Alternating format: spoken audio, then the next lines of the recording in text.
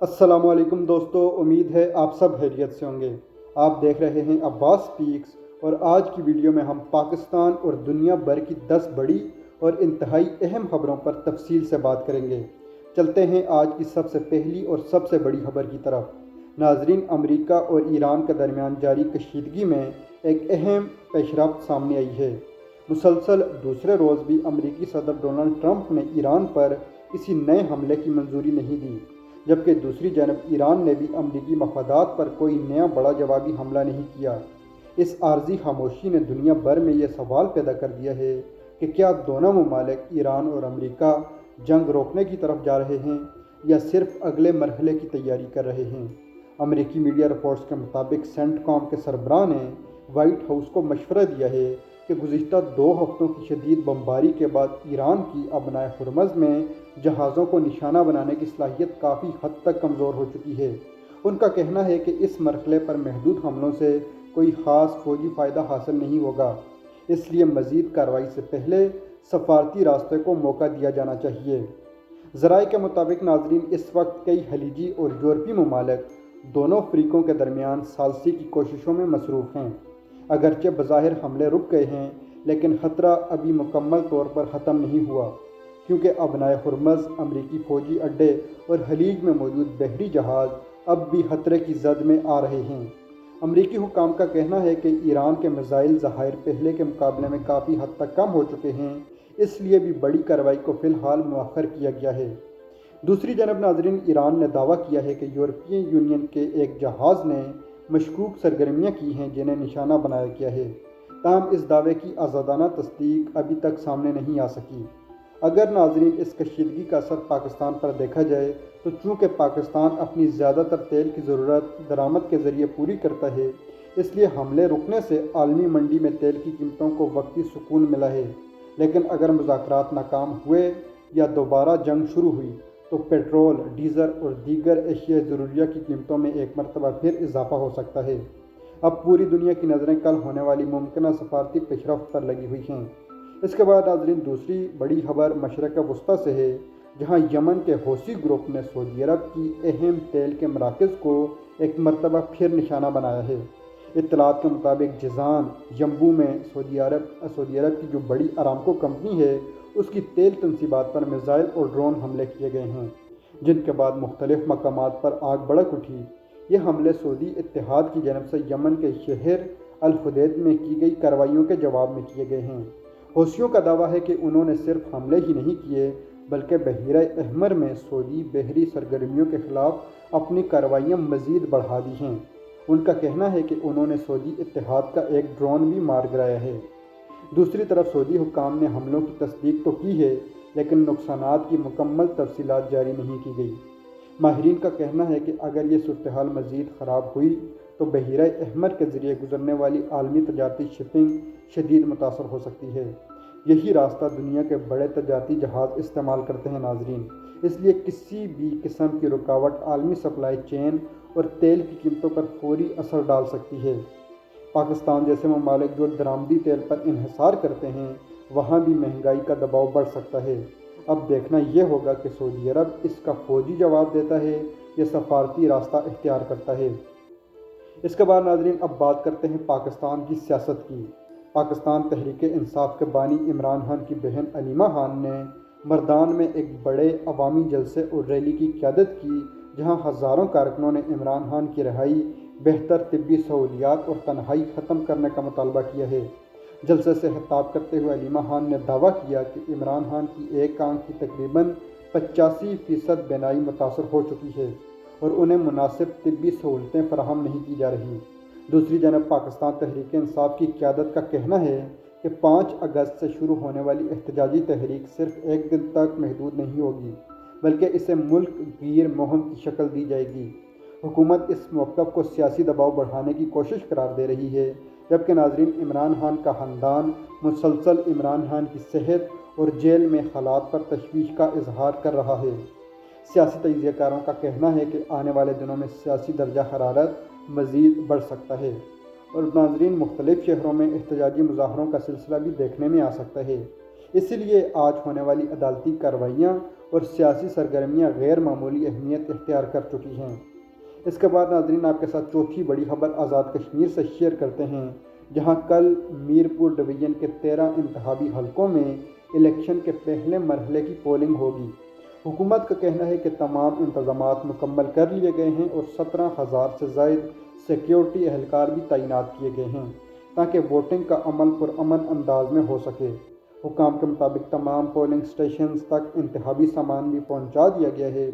دوسری جانب ناظرین JACC کی جانب سے بائیکاٹ کی اپیل بھی سامنے آئی ہے، جبکہ حالیہ مہینوں میں ہونے والے احتجاج اور مخصوص نشستوں کے معاملے نے سیاسی ماحول پہلے سے کشیدہ بنا رکھا ہے۔ حکومت ان حالات کو بیرونی مداخلت اور بھارتی پروپیگنڈے سے جوڑ رہی ہے، جبکہ الیکشن کمیشن کا کہنا ہے کہ انتخابات مکمل طور پر شفاف ہوں گے۔ تاہم ناظرین آپ کو بھی پتہ ہے کہ پاکستان میں الیکشن کیسے ہوتے ہیں۔ مقامی عوام کی خواہش ہے ناظرین کہ ووٹنگ کا عمل پرامن رہے تاکہ وہ بلا خوف اپنا حق رائے دہی استعمال کر سکیں۔ لیکن ناظرین جوائنٹ ایکشن کمیٹی کے بائیکاٹ کے بعد یہ کہنا یقین سے نہیں ہم کہہ سکتے کہ لوگ ووٹ ڈالنے کے لیے نکلیں گے یا نہیں نکلیں گے۔ اس کے بعد ناظرین پانچویں خبر آپ کے ساتھ شیئر کرتے ہیں، جہاں وفاقی وزیر اطلاع عطا اللہ تارڑ کے اہم بیان سے متعلق ہے۔ انہوں نے دعویٰ کیا ہے کہ ایک ایسے شخص کو گرفتار کیا گیا ہے جو ڈیجیٹل مارکیٹنگ کے نام پر بھارت سے رقم وصول کر رہا تھا اور سوشل میڈیا پر پاکستان مخالف مواد اور آزاد کشمیر سے متعلق اشتعال انگیز پوسٹیں پھیلا رہا تھا۔ وزیر اطلاعات کے مطابق تفتیش کے دوران واٹس ایپ چیٹس، مالی لین دین اور دیگر شواہد بھی سامنے آئے ہیں۔ حکومت کا کہنا ہے کہ یہ سرگرمیاں آزاد کشمیر کے انتخابات سے پہلے ریاست مخالف پروپیگنڈے کا حصہ تھی، جبکہ مخالف سیاسی جماعتیں اس کارروائی کو سیاسی رنگ دے رہی ہیں۔ اس خبر کے بعد ناظرین ایک مرتبہ پھر سوشل میڈیا پر جاری خبروں اور بیرون پروپیگنڈے کا موضوع زیر بحث آ گیا ہے۔ امکان ہے کہ آئندہ 24 گھنٹوں میں اس کیس کی مزید تفصیلات سامنے آئیں گی، جو ہم آپ کے ساتھ پھر شیئر کر دیں گے۔ اس کے بعد ناظرین چھٹی بڑی خبر بلوچستان سے ہے، جہاں سیکیورٹی فورسز نے آپریشن عزم استحکام کے تحت مختلف علاقوں میں کامیاب انٹیلیجنس بیسڈ آپریشن کیے ہیں۔ سرکاری بیان کے مطابق ان کارروائیوں میں 16 دہشت گرد مارے گئے ہیں، جبکہ متعدد ٹھکانے تباہ کر دیے گئے ہیں اور بڑی مقدار میں اسلحہ اور گولہ بارود بھی برآمد کیا ہے۔ حکام کا کہنا ہے کہ حالیہ بس حملے اور ایک جج کے قتل کے بعد دہشت گردوں کے خلاف کارروائیاں مزید تیز کر دی گئی ہیں۔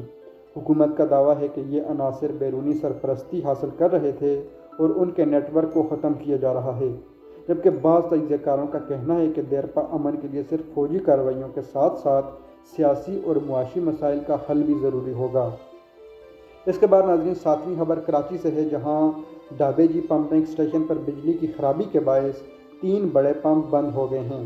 اس خرابی کی وجہ سے کراچی شہر کو روزانہ تقریباً 75 ملین گیلن پانی کم ملنے کا خدشہ پیدا ہو گیا ہے۔ اطلاعات کے مطابق ناظم آباد، گلبرگ، لانڈی اور کئی دیگر علاقے پانی کی قلت سے متاثر ہو سکتے ہیں۔